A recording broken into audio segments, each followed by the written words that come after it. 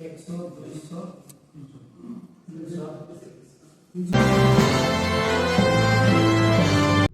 आंनि भटखौ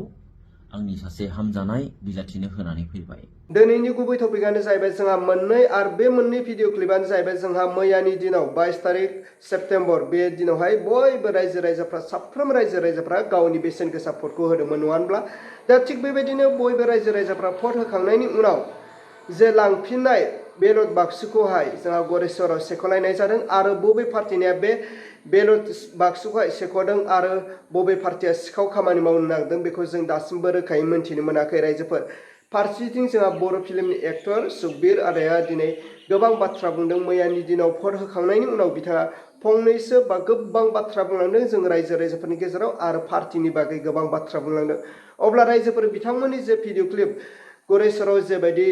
बेलट बाक्सु बेखौ सेख'लायनाय बा सिखाव खामानि मावनो नाजानाय बिनि सायाव लोगोसे बर' फिल्मनि एक्टर सुकबिर आदाया मा बाथ्रा बुंलांखो बे भिडिअ क्लिपखौ आं स्क्रिनाव होबाय स' नोंथांमोना नायग्रोदो आरो खोनासंग्रोदो।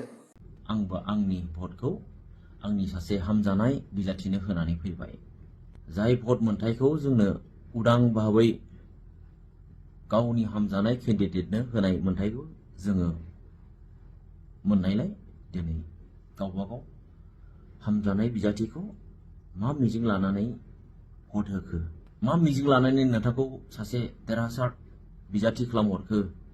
नोंथांमोनाबो बुजिनो नाजानांगोन। आंखौ माबा मोनसे फोथायनानैथ'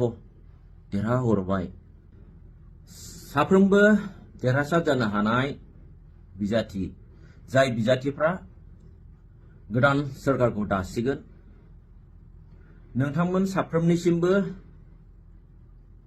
आं सासे सरासनस्रा सुबुं हिसाबै, रायजो राजा हिसाबै आंनि गोसो गोरबोनिफ्राय बेल' खावलायनाय, जोंबादि सरासनस्रा सुबुंफ्रा नोंथांमोनखौ माबा मोनसे मिजिं लानानै हारि जौगानायनि खामानि मावलांगोन होननानै आसा खालामनानै जोंनि बे बेसेन गोसा भटखौ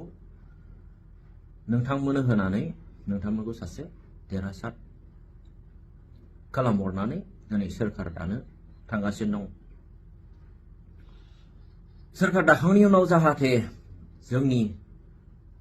मिजिं, जोंनि आसा, जोंनि लुबैनायफ्रा, जोंनि सिमांफ्रा जाहाथे सिमांल' जानानै थाया। आसा खालामो नोंथांमोना निस्सय सरासनस्रा रायजो राजाया जे लुबैदों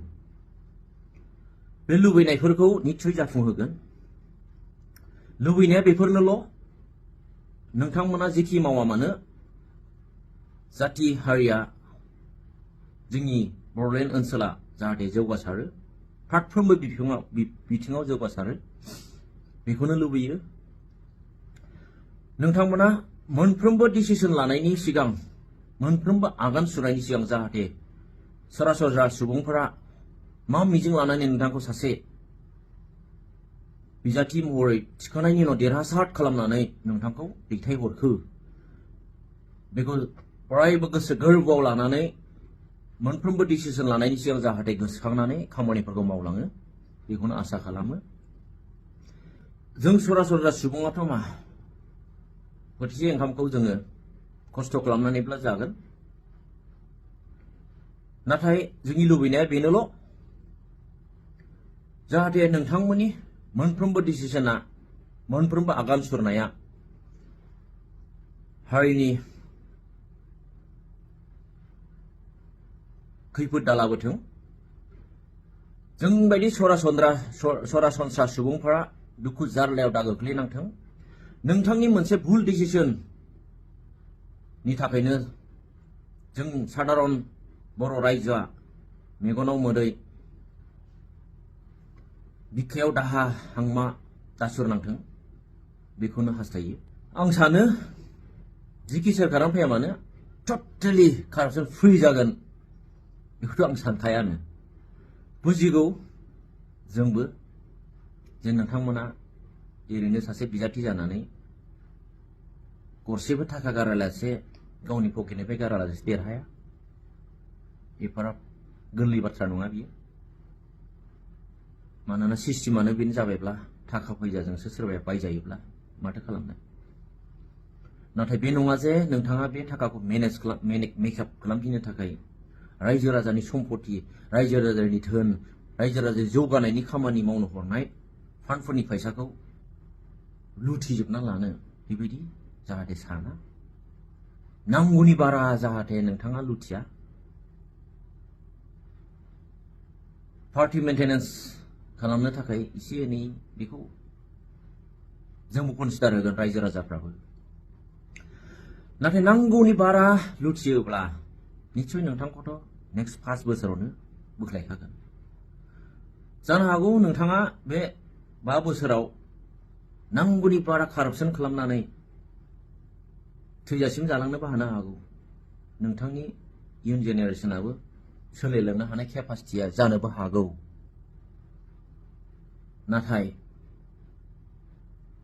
बेयाव रायजो राजाया गाज्रि मोननाय मोजां मोननाय बे बाथ्राखौल' सिन्था खालामनो नाङा बिनिबो देरसिन दङ गोजौनि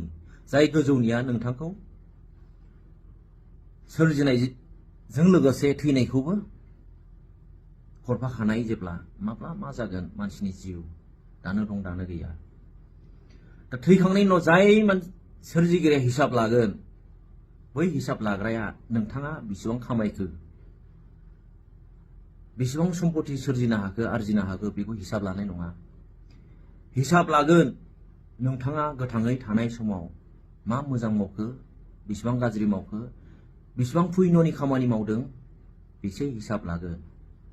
बेखौसो हिसाब लागोन नोंथांनि बे नांगौनि बारा सोरजिनाय धोन सम्पतिनि हिसाब जानाय नङा बेयाव बेखौसो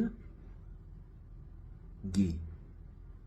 जाय हिसाबाव नोंथाङा गादलिनोब्ला जेखौ जों फोथायो नैथिनि थैनाय बे नैथिनि थैनाया जाहैबाय नोरोग होननाय बुस्थुखौथ' जों मोनफ्रोमबो धोरोमाव फोथायो बे नोरोगाव गारजानाय नोरोगनि थैनाया मिथिगौ जोंबो फोथायो बुंनानै बेखौ एक्सप्लेन खालामनानै जोङो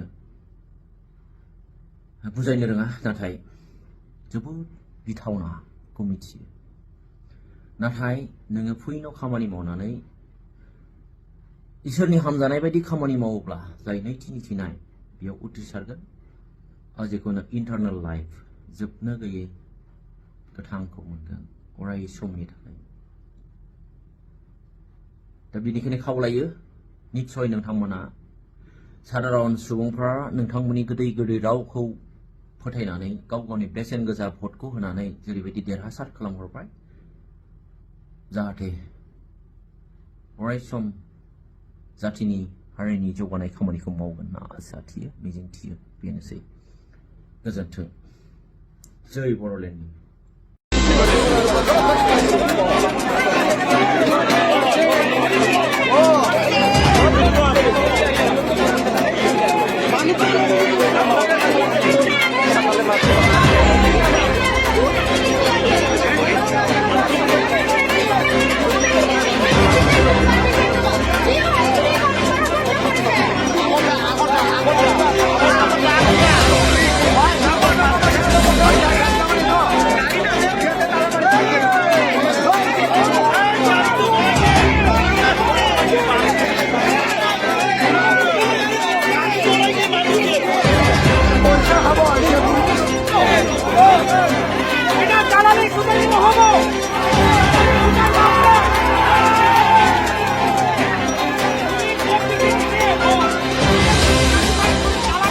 अब्ला मानव गेदेर रायजो राजा आरो लोगो नोंथांमोना थार नुखाबाय खोनाखाबाय नङा होनब्ला जा बर' फिल्मनि एक्टर सुकबिर आदाया दिनै मा बाथ्रा फोरमायखो स' नोंथांमोना फारसेनिफ्राय खोनाखाबाय आरो बै बेलट बाक्सुखौ जाय सेख'नो नागिरदों बिथाङा गोख्रोंनो बा साजा मोननांगौ होननानै जों सानो दा बै बेलट बाक्सुखौ थारैनो बबे पार्टिया सेख'नायनि बा सिखाव खामानि मावनो नाजादोंमोन दा बेखौ जों दासिमबो रोखायै मिन्थियाखै आरो